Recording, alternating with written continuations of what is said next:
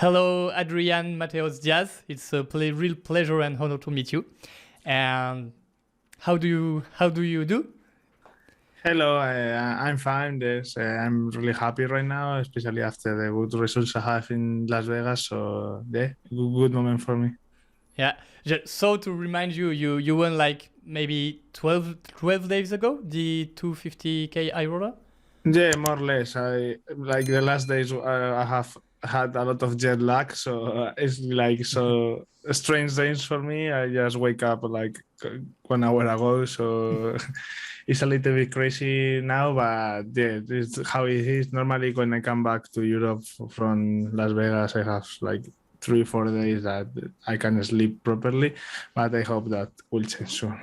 And do you feel like in a dream, or it's fine? You're going back to reality. Yeah, I guess it's something like that. Yeah. Okay. And so is it the best feeling you ever had at poker, or not really? Winning such big tournament is a huge achievement, but is it better than other past tournaments, or how do you feel about that inside, emotionally speaking? I think it's a different tournament. I think it's not like the highest moment of my career. I think that my first bracelet was huge in terms of my bankroll. And that time I multiplied my bankroll for a lot. It's not the same as today, and also it's a high roller, so I don't have the 100% of my action. I sell action, so like money wise, for sure is really good result, but probably not like the highest of my career. But the thing is, like, it's something that I have in mind. Like, it's a goal for me to win one of the biggest buy. I play some of them already, and I never had a big win in a tournament over 100K thousand buy. So it's something I have in mind. I want to win 100K or even bigger. So that's a dream come true for sure. And like the competition is really tough. Like the players in the tournament are normally really good, and I feel amazing. And I go this year to Las Vegas more prepared than every other year. I feel on the top of my game right now. So I go with a lot of expectation to Las Vegas. I didn't have any huge result until I won the bracelet. I finished third in the 25K. I have like decent series, but not too amazing. And like finish the series with a bracelet, it was something I had in mind when I go there. And after, I don't know, my third bracelet, I don't remember exactly, 2016 or something like that, or 2017 maybe. So it's like been a while, like 4, 5, 6 years for my last win in Las Vegas. So I thought that this year is going to be the year, and I was lucky enough to win my first bracelet this year. And so, do you have a boost in your confidence, or is because I read on the blog, if I remember correctly, that you knew you could do it and that will happen, and now that it is happening, how hard it is to reframe your story, your career, your goals, because you can always do better, but what are you aiming now? Like the thing, I feel right now like I'm at the top of the game. When the pandemic happened, like coronavirus and all the tournaments canceled for 2 years or more or less, I have two options. Like the last years I play a lot of live. The last 5, 6 years I play a lot of live poker and didn't play that much online. But I have two options, like wait until the live come back, or green online really hard and try to improve my game. So I choose option number 2. I work really hard. I know many players who used to play live didn't work as hard because they are not used to play online. But for me, it was like a mental challenge. Yeah, to be really. I was really competitive in the live SM. I had a lot of amazing results. And online was going good for me. I was winning money, but not super good, like normal. So it was like something I have in myself, like I want to crash online too. So I put all my effort last 2 years to crash online. I have a really, really good results too online, and I was winning a lot of PB 100, and everything is going really good. I was playing the highest stakes online, so that gave me a lot of motivation. And in life, there is a lot of variance. There's not many tournaments. I maybe play a lot. I maybe play like 300 bullet or 200 tournaments, between 200 and 400 tournaments a year. It's a lot, but variance is really important in this type of small sample. So online, when you play thousands of tournaments, you compete with the best, you can see if you are a winning player or not. I was crushing. I was winning way more than my opponents.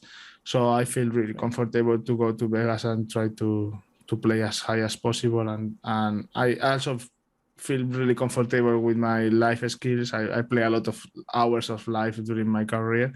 So I thought that Vegas will be an amazing place to crash the high rollers. Yeah, so you kind of transformed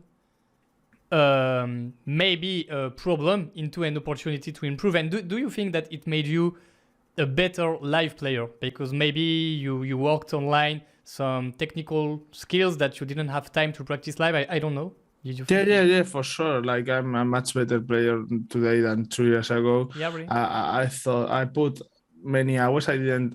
I never played that much in a year like I did like the last 2 years. So that's for sure improve my game a lot, and I also have a lot of more confidence in my play. I could do some like a weird move or crazy move because I have a lot of confidence in myself, and I try this type of move online, and I know that worked before, so that give me the confidence to play better, I think. Okay.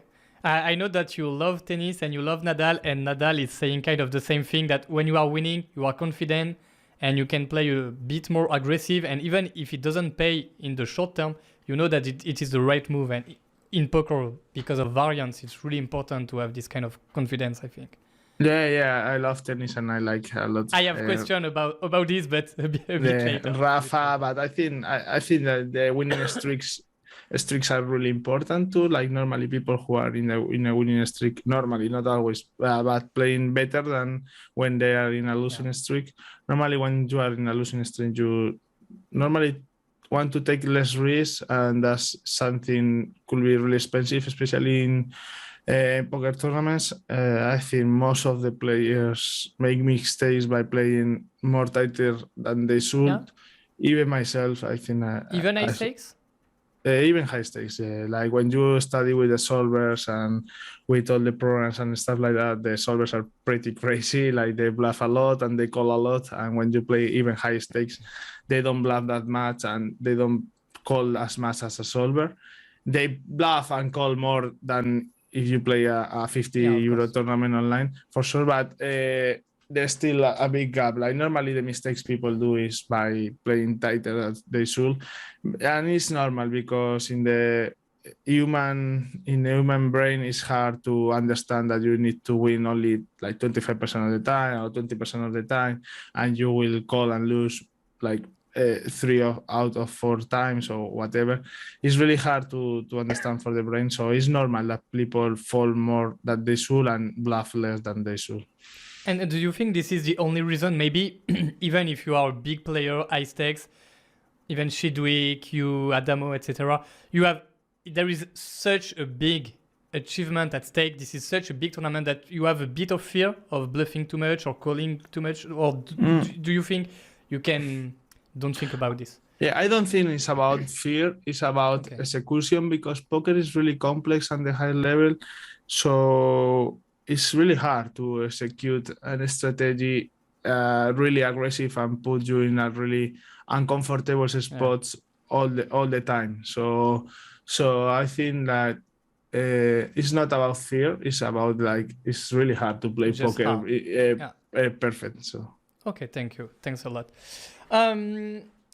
So can you tell me a bit just about yourself, but especially how you discovered poker and what? And even before playing poker, when you were maybe a kid or a teenager, what kind of competitive people inspired you? Yeah, like before I discovered poker, I was playing tennis for 14 years. I was playing like You started at like 4 years old? with 4 years there until okay. I had like 18 years. I played tennis. I play like kind of high level tennis. So and when I was a kid, I play soccer and tennis, and I decided to play tennis because of the competition. Because in soccer I only can play a match once a week, and in tennis I can play like 3 or 4. I just love to compete, so I think I'm a really competitive person, and I think that's put me in the background to when I discovered poker. Like I was 16 years old or 17 years old. I was watching on TV in the summer when I don't have to go to the school. So I just fell in love with the game and start reading a lot of strategy things on internet. I see that I read that I can win money with poker if I play better than my opponents. So that was really mind blowing for me. Like I was when I was a kid with 16, I play a lot of cards with my family, but not poker, but like Spanish games. And I was really good. Like I'm really good at card games normally and strategy games, all the stuff like that. So when I discovered that I can win money with a card game, I say, wow, that's amazing for me. And I just fell in love with the game. Like I started studying, but I was underage when I discovered poker, so I can play. I play a couple times with friends and like small stuff, but I was underage, so my plan was to prepare really good to turn 18 years old. So between 16 and 18 years old, I have like couple years when I just read every poker forum that I have in Spanish. I didn't speak English at that time really good, so I try to look for all the Spanish information that we have at the time. Yeah, to be prepared when I turned 18. And then when I turned 18 I was really lucky at the beginning of my career. My level was really high because I prepared myself really well that 2 years. But like I won my first 500 euro tournaments. I won my first 1K tournament. I won my first 10K live tournament too. So I was really lucky at the beginning, and that helped me to have a lot of success at the beginning and the bankroll to play higher, I think, and the confidence bar, and the confidence and everything. So yeah, but I won a lot of money at the beginning, but also my motivation didn't disappear. I want to compete higher and higher and higher, and I see all the guys playing the 100K, the 50Ks, and say, wow, these guys are not much better than me. I think I can compete with them. So I put all my effort to try to compete with them, and yeah, now today, 2021, I won a 250K. So yeah, I guess that I can compete with them. So, okay, so what kind of people inspired you when you was maybe a child or a teenager? It could be a hero in a movie or a cartoon, or I don't know. I don't know. I never have like a clear person that inspire me, but I don't know. I like competition. I like, for example, Nadal is a good inspiration for me that you mentioned before. Yeah. But I don't have anyone to just to try to copy them. I just have a philosophy of try to copy the people who make the things better than me. So when I start playing poker, I see who is the best or who are the best players in Spain or in the world, and why they are doing what they're doing. Try to copy them, try to see them play, try to understand what they thought, and just try to copy for theirs a little bit. Maybe this player play better the river, this one play really good pre-flop or whatever. Just try to copy them. I think copy is the best way to learn when you are not a super expert. So, and it's the quickest and the best way to learn, in my opinion. So I was at the beginning of my career, I just try to copy the best players and see why they are doing what they are doing, and just try to copy. Yeah. You have a brother, no? My brother, yeah. It's a big brother or? No, it's a small brother. He have three years. Did you have a lot of competition between you two? Wow, crazy! Like insane. No, crazy. I just asking because I try to understand. You seem really competitive. Like it's a big personality trait that many great psychologists try to learn. That we are kind of learning all the time about this topic. But it seems that it's kind of an inner trait. You know, like you have this inside, and really often we can observe that in like 2 years old, 3 years old, really soon in the life. So I'm curious because each time I see someone like this, I can see that in relationships with friends or brother, you know, kind of rivalry, a good rivalry. But do you had this with? Yeah, when my brother is like 2 years and a half younger than me, and he played tennis too, and like you can even imagine how competitive my brother is. He's probably more competitive than me.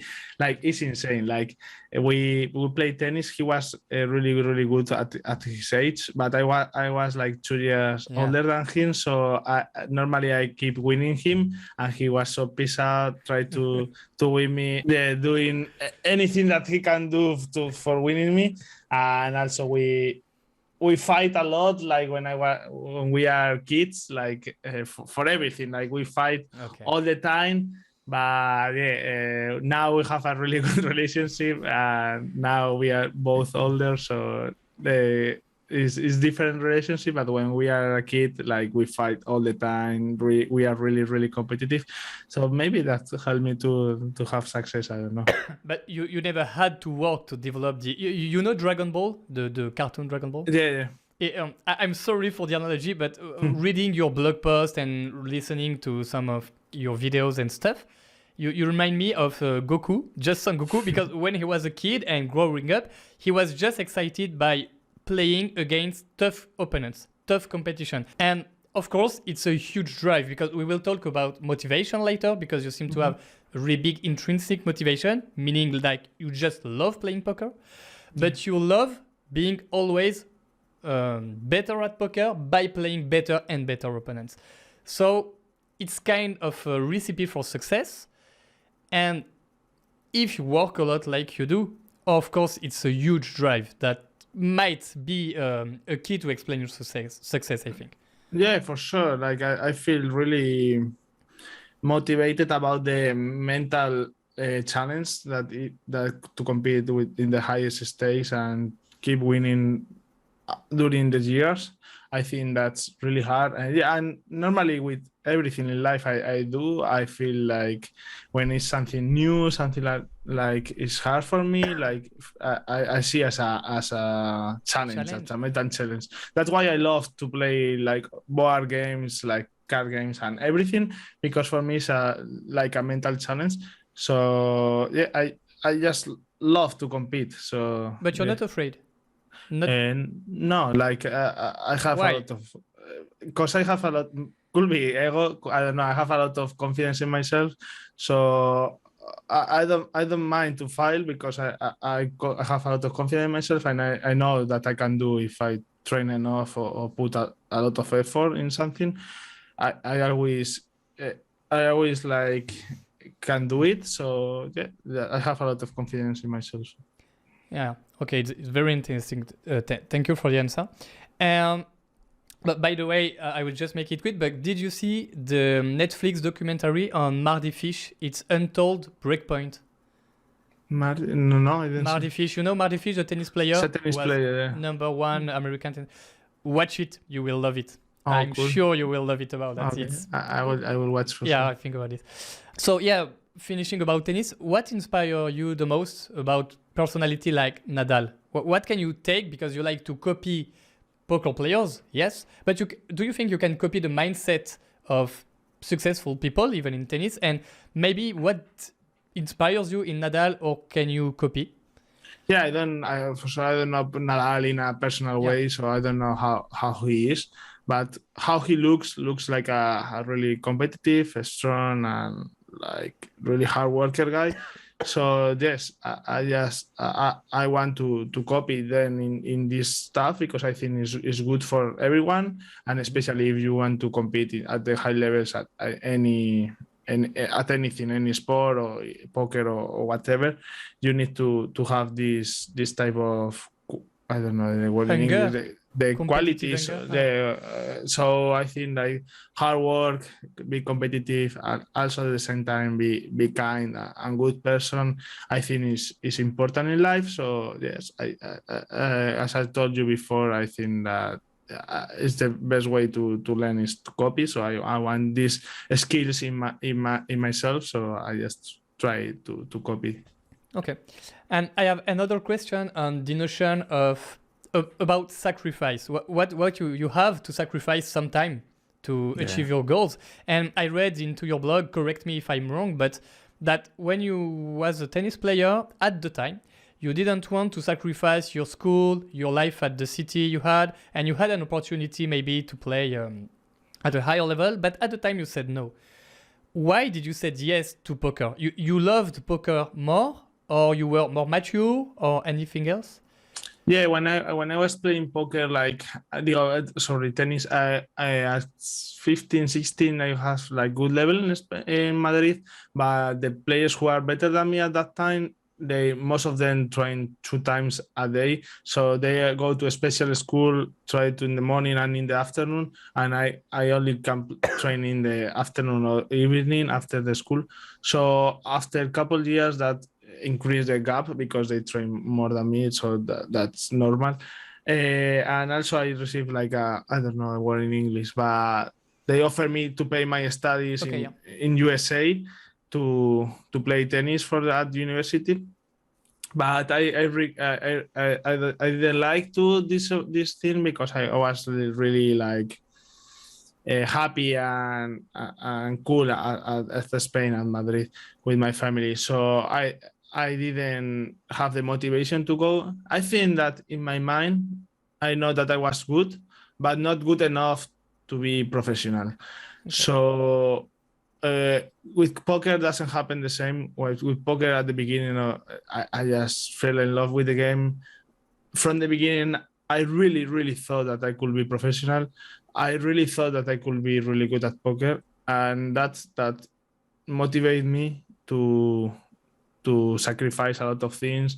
Even I left Madrid with 18 years old to move to London with people that I don't even know. Really young, by the way. It's really young. Yeah, fucking crazy. Like I quit university. I moved to a new city with people that I didn't know too much about them. No really good friends at London at the time? No, when I moved, I know a couple the players who I moved with. There are players who I played with then 1 week. Okay. I know them a little bit, but not too much. Okay. So it was a little bit crazy move, but inside of me, I was really confident that I can do it. That is something that I need to try, because if I didn't try, I will feel bad for myself. So I told my parents, like, give me 1 year, let's see what happened. I will try my best. And I was really lucky at the beginning, so my first year was really good. So now we are here today, but I don't know what happened if the first year didn't go that well. Maybe 2 years, I don't know. I was so confident that I can do it.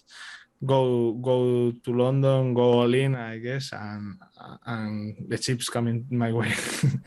And at the time, you were playing more live than online, or I don't know about that. No, I play more online poker at the beginning. I think it was when you are.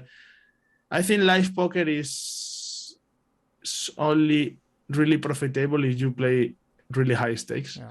I think live poker in low stakes, if you want to make money in the long term, is not really profitable because you have a lot of expenses, especially like travel, hotels, food, and stuff like that. And it's hard to beat the rake too and everything. So when you travel live and in low stakes, you are not doing it for the money. You are more doing for the experience because it's really nice to play live. It's really cool and it's really fun. But if you want, like, you are looking for money and you are looking to be professional, I think online is the best way to play small stakes. Yeah. Okay, it's more safe at the beginning. Yeah, that also that the expenses are not that high. You are in home, like you in pajama, you can play whatever but you you want. have to pay the rent at London, and it's a bit expensive. But that's all. that's all. Yeah, but the expenses are way lower, and the rake online is beatable. You can beat the rake, so you can win money, and I think it's the best way to keep growing your bankroll. But also, I love to play live, so I play when at the big start I play a couple tournaments, but more as a fan, more than looking for money. But the fun went good, and you had a great went good. But when my first winning live was in my city, like first 500 euro tournament was in Madrid. My first 1K was in Madrid. Your first big win was like 33K or something, no? I won like 33K in the 500 euro tournament, and then when like in the 1K I won like close to 100K thousand. Yeah, that's fine.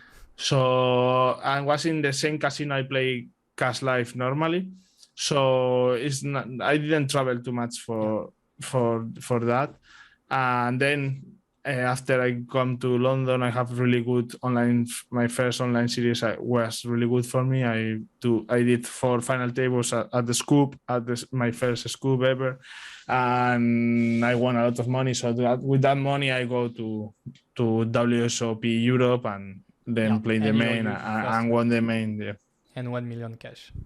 Okay. Yeah. You said in a blog that you're not the kind of poker player like João Vieira, really highly structured in warm-up, cool-down and stuff. But I know you work a lot. Can you explain what is the kind of working routine you have? The thing is, I'm not a routine guy. I like the feeling to do whatever I want when I want. Okay. So, but at the same time, I'm really hard worker. Like I'm really responsible with my work. So I know that, for example, Sundays I have to play always. I never miss a Sunday if I'm not like have another plan or I'm playing live or whatever. I never miss a Sunday. I never miss a big series. I never miss World Series at Vegas. There are moments in poker, especially when you play tournaments, that are more important than other days.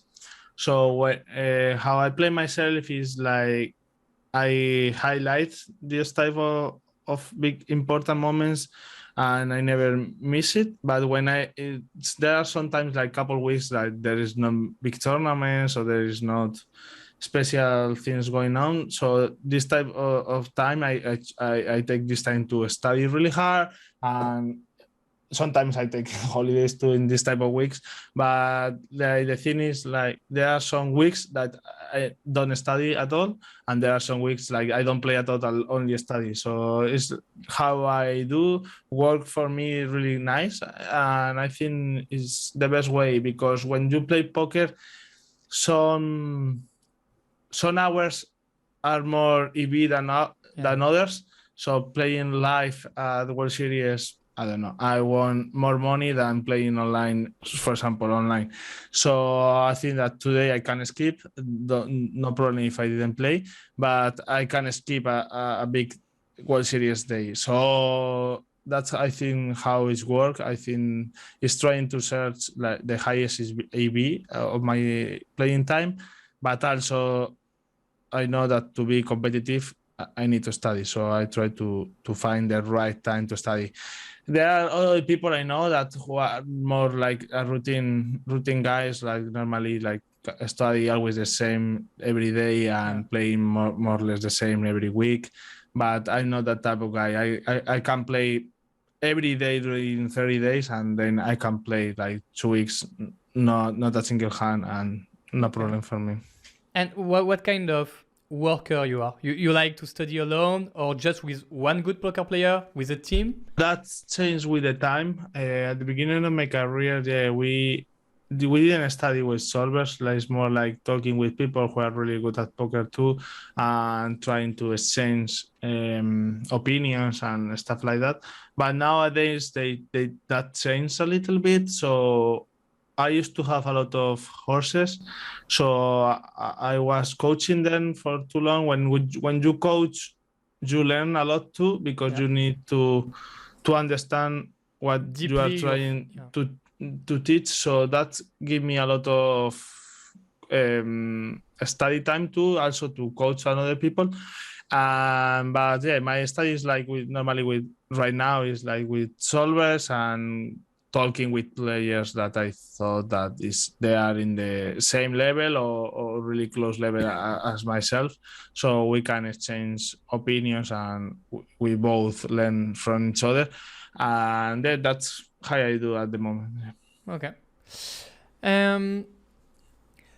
We talk a lot about focus in poker. I just made, I think it's a poll in English. Yeah, a poll asking to poker players in my community what is for them something that really bugs them about focus, about mental game, sorry. And they said it's really hard for them, especially in tournament, to stay focused a long time. And I want to know if you seem to be really able to have a long time focused when you play live.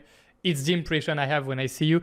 Is it true? And anyway, what are you doing, or are you doing anything to increase your focus at the table, especially in live tournaments when it's so long, you can be tired because of the game? Yes, like in the live thing, I think focus is less important than online. I think online the focus is more important. Because you are playing, in my case, a multi-table, many tables, so you have to be really, really focused. Like 30 minutes of no focus could cost you a lot of money. In life is different because you play one hand by one hand and the action is slower.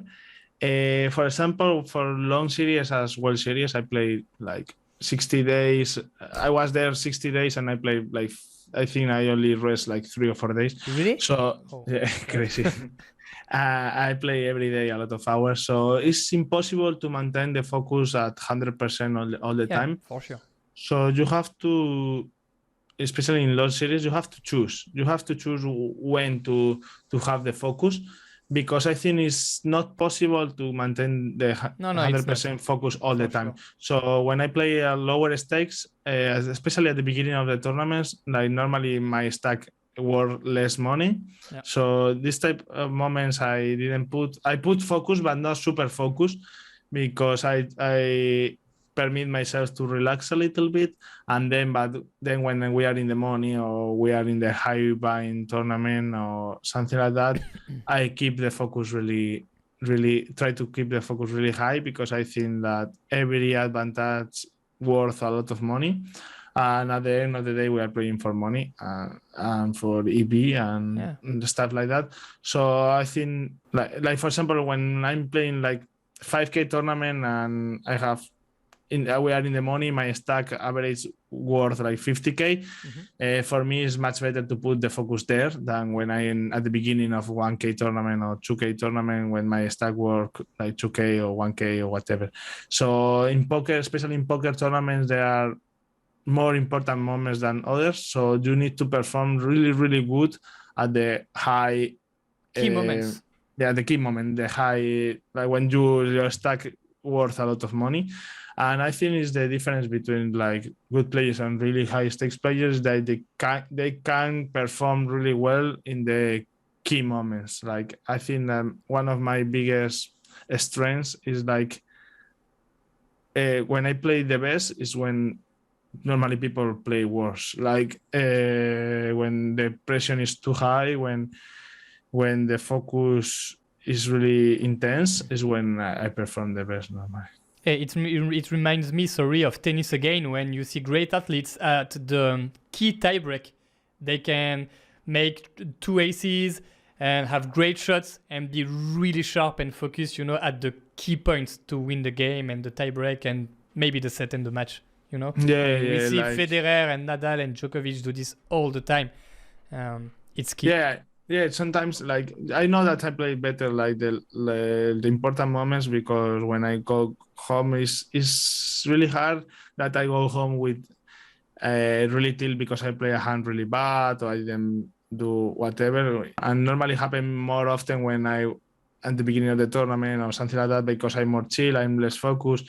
So I make probably more mistake when the money is like smaller than pressure is high. But you're not doing something specific to increase your focus, or you're not doing meditation or sport? Or I don't know. No, I didn't do any specific thing. Just try this World Series. I try to be healthy. I try to do some sport. Like it's hard because when I told you before, I play 50, 60 out of 60, and I play I don't know, an average of 8 hours a day or something like that. So it's really hard. But I try to be fit. I try to do a sport like 3 times a week at least. And yeah. Do you sleep well, by the way, when you have 60 days in a row like at the WSOP? Yeah, more or less. I think that with 7 to 9 hours, I'm really good. Like I need at least 7 hours to be really nice. But I don't do any like specific routine. I'm not a super like. I didn't put a lot of effort in this type of things. I think work for me, like about poker, I really like to be free and can do whatever I want in the moment I want and all the stuff. So I don't want to lose that, because for me it works really well. So even when like in the key moments and stuff like that, I normally put some music, like try to be in a good mood. Great. Yeah, to feel great, wake up with a lot of energy, especially in when I know the day is gonna be big, and just try to perform as best as I can. But when you wake up for a final table like the high roller, do you feel a huge pressure? Do you have a special preparation, or that's fine? I don't feel a huge pressure. It's more like I really want to go there. I really want to play. Like you want to fight.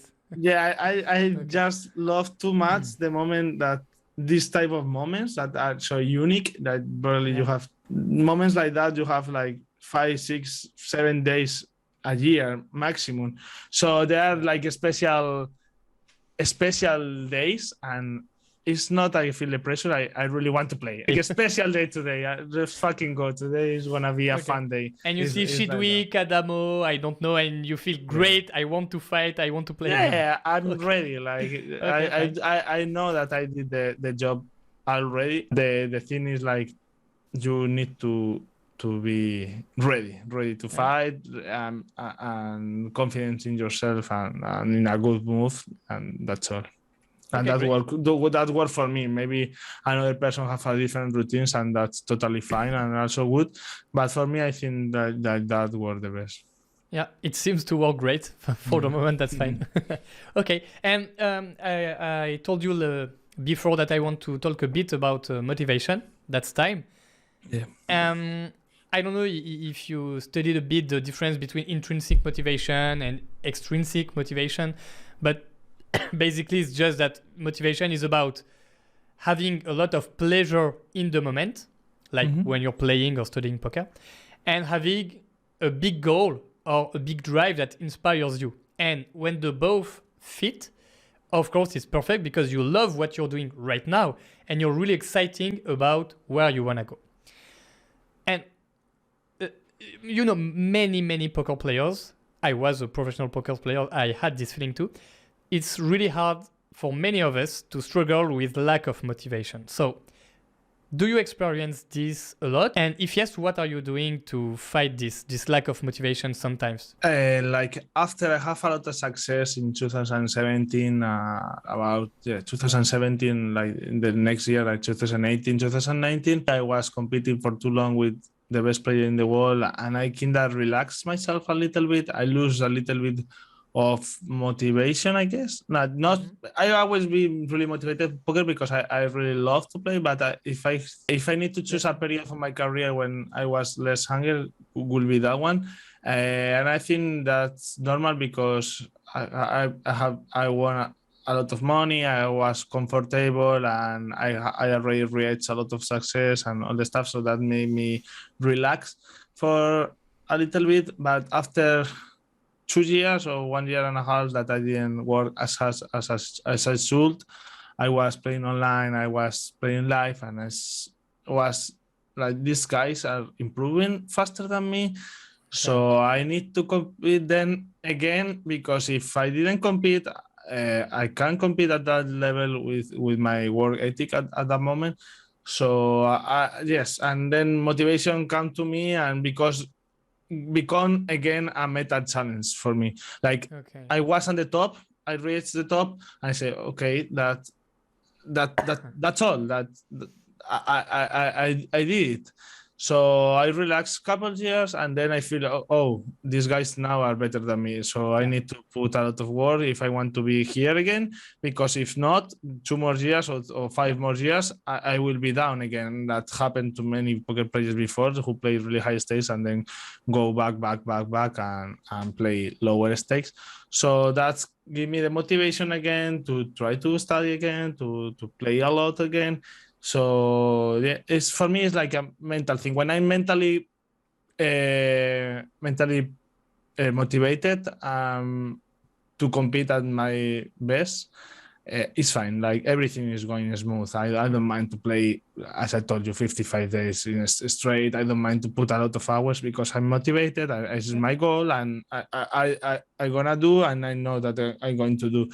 So no problem. The problem is when I lose this type of motivation, and I don't know how to advise other professionals to find this, because for me it's like mental, something intrinsic, like you say. Like, I really want, like, I'm really happy by feeling that I'm at the top of my job.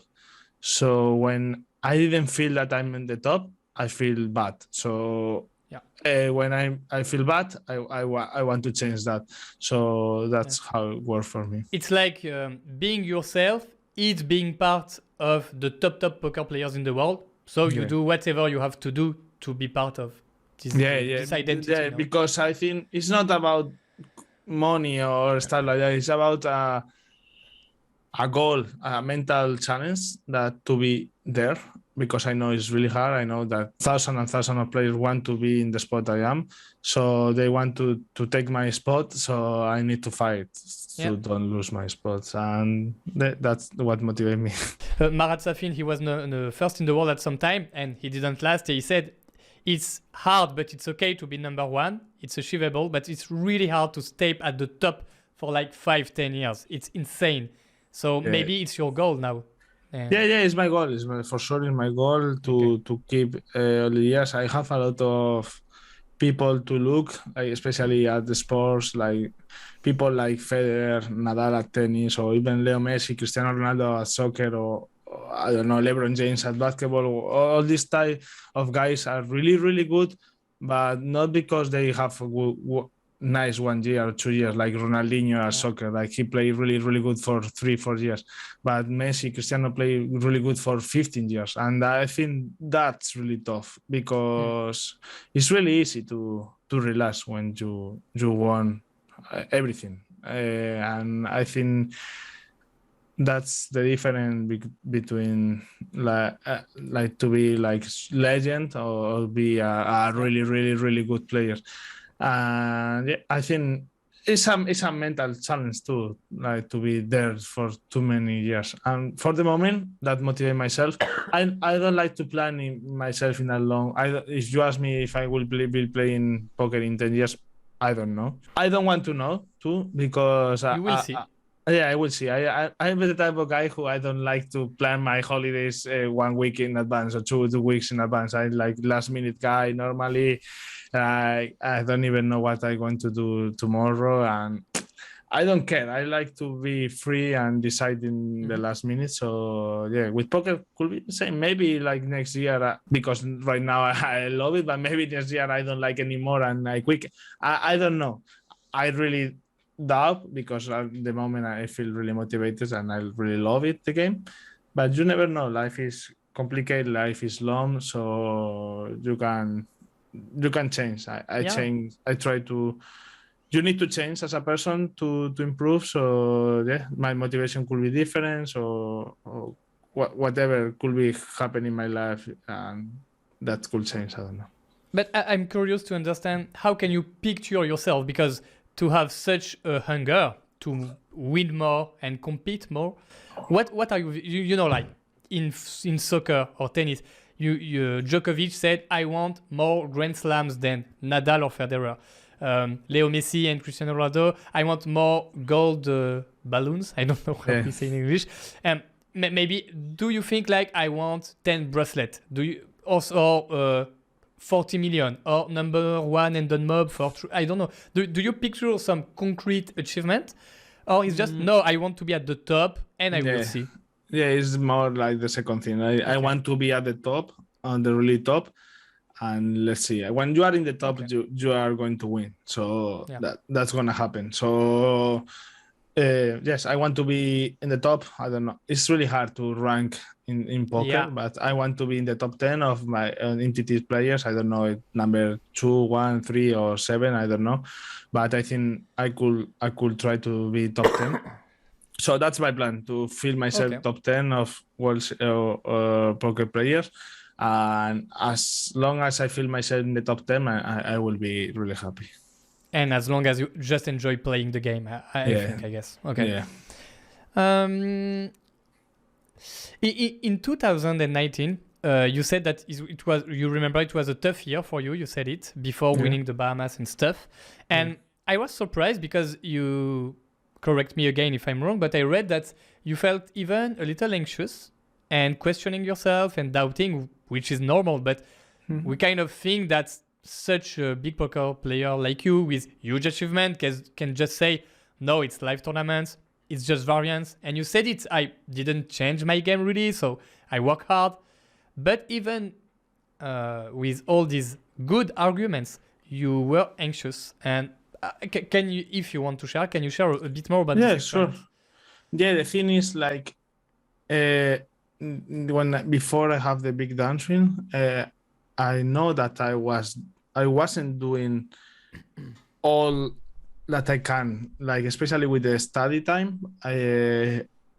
When I have a lot of success, 2016, 17, I was working really hard, but then won a lot, relax. I feel at the top of my game, so relax. And the problem when you relax at high stakes for 2 years is like people become better than you. So when the downswing came, I was running really, really bad for 2 years, and I know that I was really unlucky. I probably was a winning player in all the tournaments I play, but I know inside of me that at that moment I probably wasn't top 5, top 10 in the world. So that motivated me to really study a lot, to put a lot of hours and try to be again in the top 10. And then that's how poker changed. Then I won 3 tournaments in a row and have the biggest streak of my career. Like I won 3 tournaments in a row with the first bullet, all of them. That was pretty insane. And when you are in a downswing, you have 2 options. Like normally people like relax, give up, and didn't put. They are afraid to play because they are going to lose, especially in tournaments when you lose more days than you win. It's really hard to sit again after 1 year or 2 years losing and sit again one more day, and you know that probably you will lose again and you need to sit again, and that's really tough. Yeah, day after day, it's like hell. It's like you are waking up to suffer and to lose and again. Again. So that's really tough. But I think that mentally I'm really strong. So yeah, I know that I know the way to be at the top, because I thought that I was in the top like 2 years ago. So I know the way, so I just put a lot of the effort to just be there, like put in the hours of study, put in the hours of play. And I think that one of my biggest strengths probably I'm not more intelligent than I don't know. I'm more intelligent than most of the guys who play high stakes because they are super intelligent. I thought players like, I don't know, Isaac Huston, probably he is way more intelligent than me because he's like a brilliant guy. He's not only in poker, in life. So I can compete with these guys about talent or stuff like that. So I need to put more hours of work than them, and that's the way to compete with them, in my opinion. So that's how I did. As you see, the guys who play the 250k, probably I was the the guy who played the most in the last 2 years. I'm for sure the player who played the most. So that's give me the confidence to compete with them and thought that I could beat them because I worked harder than them. That's all. But you didn't, like, you didn't change your mental state or decided to hire a mental coach, or you just said, okay, No, I have to work more and do my best, that's all. Yeah, it's kind of the spirit? Yeah, it's kind of the spirit because I know the way. I know that I'm strong, mentally strong, Okay. and I just, it's a problem of I was lazy. For You years. knew what you had to do and you just did it. The thing is, like, when you are in the top, you need to put too many hours than if you play sometimes. It's good, but it's not enough. It's not enough. Like I was putting the same hours that most of other professionals who play lower stakes, but to play high stakes is not enough. Like you need to put more and more. You have to be 100% committed. Yeah, that's the thing. Like when I was in my dance swing, I compare myself with other grinders, like who play lower stakes, and I say, oh, these guys study the same as me, playing the same as me. But yeah, they are not playing 100Ks. They are not playing like super. You have to compare yourself with the people. I need to compare. Yeah, that was my problem, and when I know it, I just try to find the solution, and luckily I find it. Okay, great. And right now, do you consider yourself a better online poker player or live poker player? Both. I think that probably my talent is more for live poker, I think, because when, as I told you, the example of Isaac Huston, that he's a really good player, and most of the guys who play really high stakes are probably intelligent than me. I don't know, but they are really, really intelligent. But in live poker, you need another type of skills that I think that I'm better than most of the guys. Like, I think I have more like emphasis. I have more like, I know how people feel. I'm not really good at this type of things. So that gives me the advantage against this type of guys who are really good poker players. But I think that in live poker, you need other skills that I'm really good at it, but also I feel really competitive online too. Like I put a lot of hours, and I think I'm really talented to play poker too. So I think that it's equal. I feel really strong online, but if I have to choose, I probably is like, if you rank myself like the top 10, I think I will be better ranked for me in the live scene than in the online scene. But I feel online really competitive too. And you have more pleasure grinding live, maybe, or online? I like to mix because I play a lot of live, but I really enjoy the last 2 years playing online.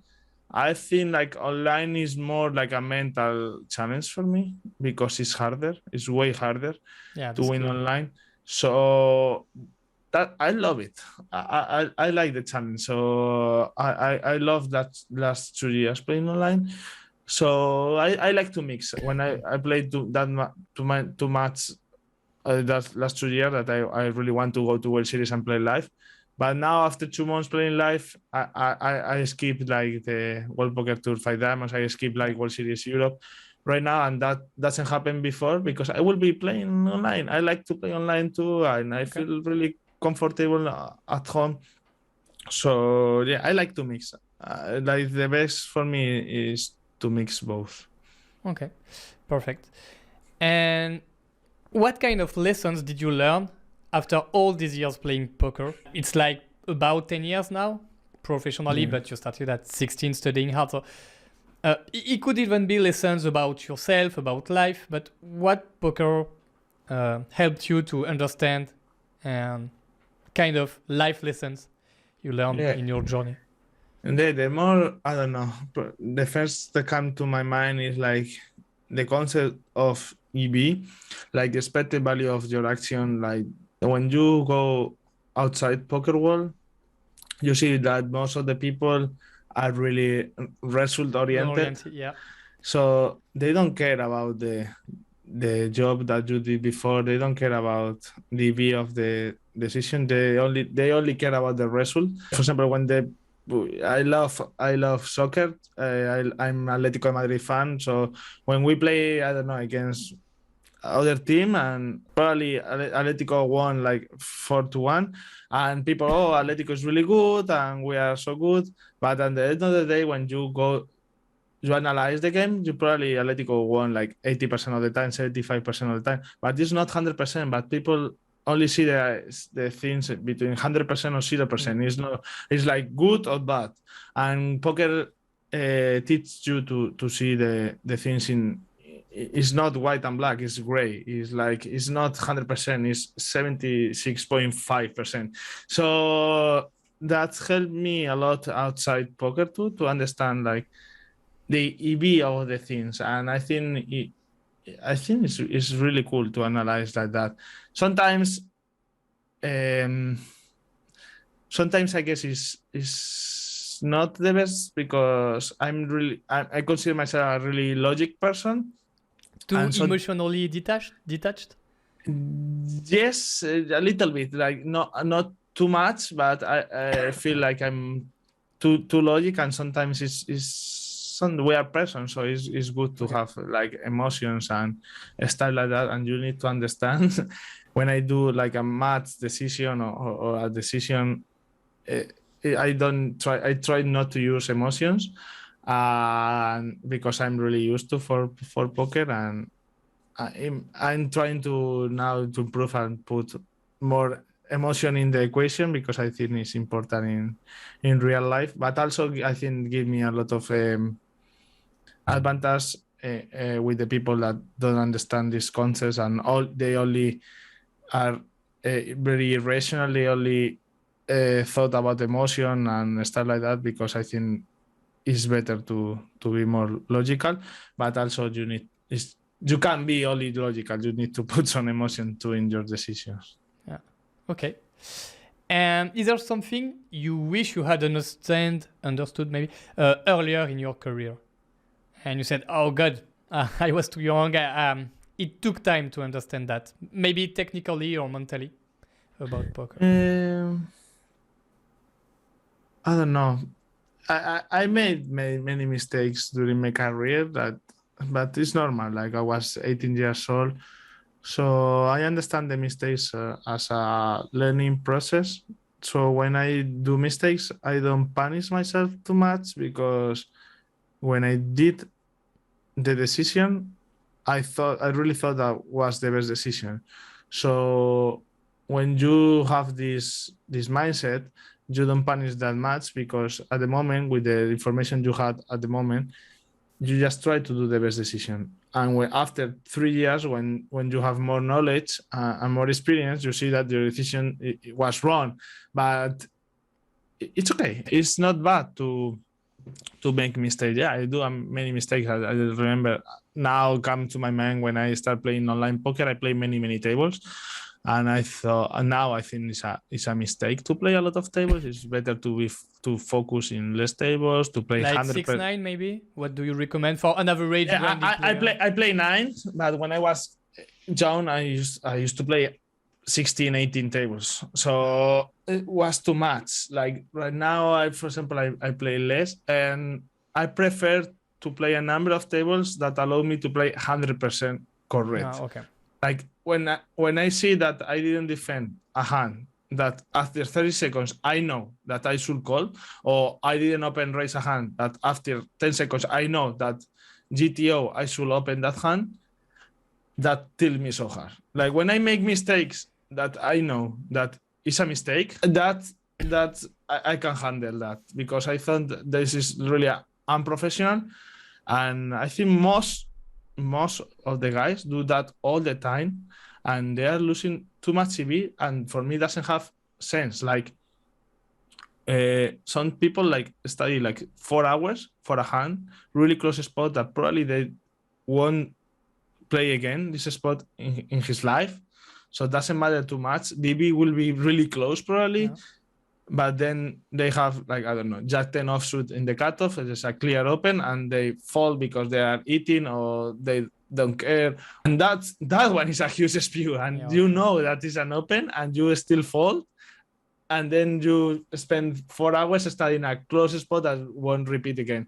So this type of mistakes are really, really, really expensive.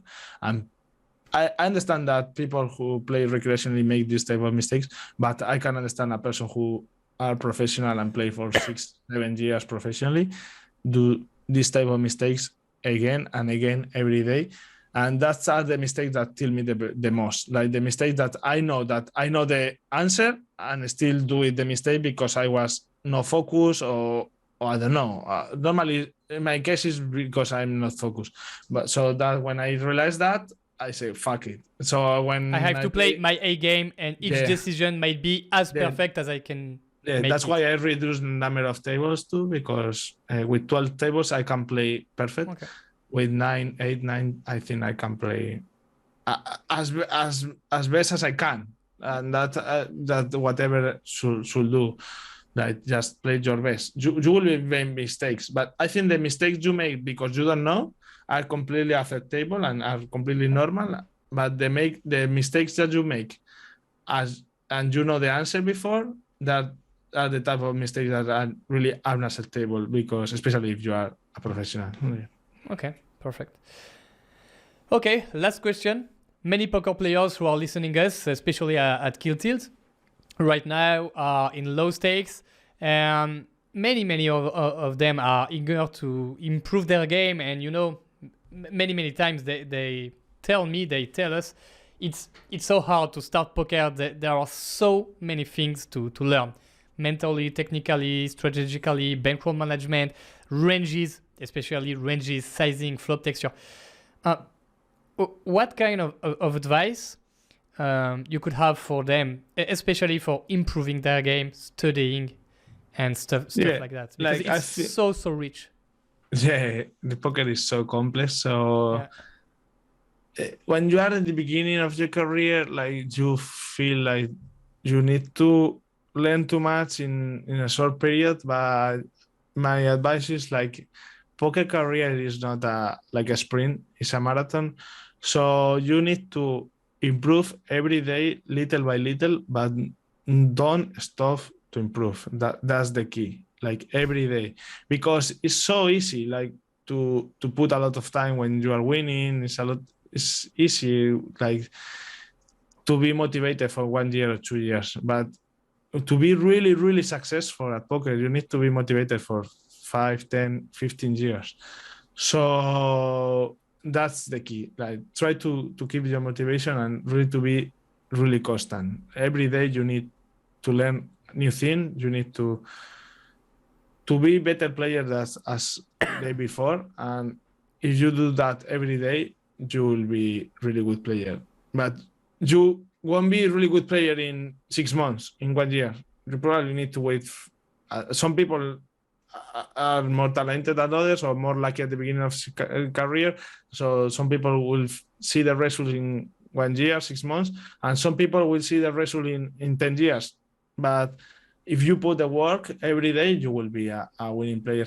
And also, poker is not only about technically; it's about everything, like even game selection, like which stakes are you playing, focus, metal things. You need to improve in all these areas too.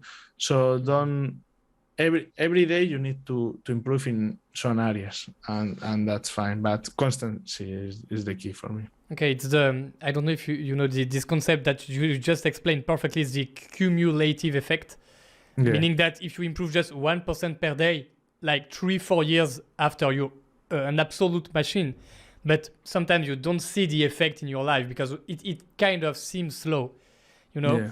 But poker players sometimes they want to improve like mad in 3 months, and it doesn't work that way. After they stop, they get unmotivated, they like result, and they stop, they get bored or disgusted, and that's what happened normally. I have many friends. I have some friends in Madrid that they play lower stakes, and I coach them because they are my friends, and I want them to win. But the normal problem I see of them is like they lose motivation when they don't see the results in 3 months, and that's a problem because like poker doesn't work like that, especially when you play tournaments. in low stakes you have big fields. Doesn't work like that. Like you need to keep doing the right things months and months after months, even years.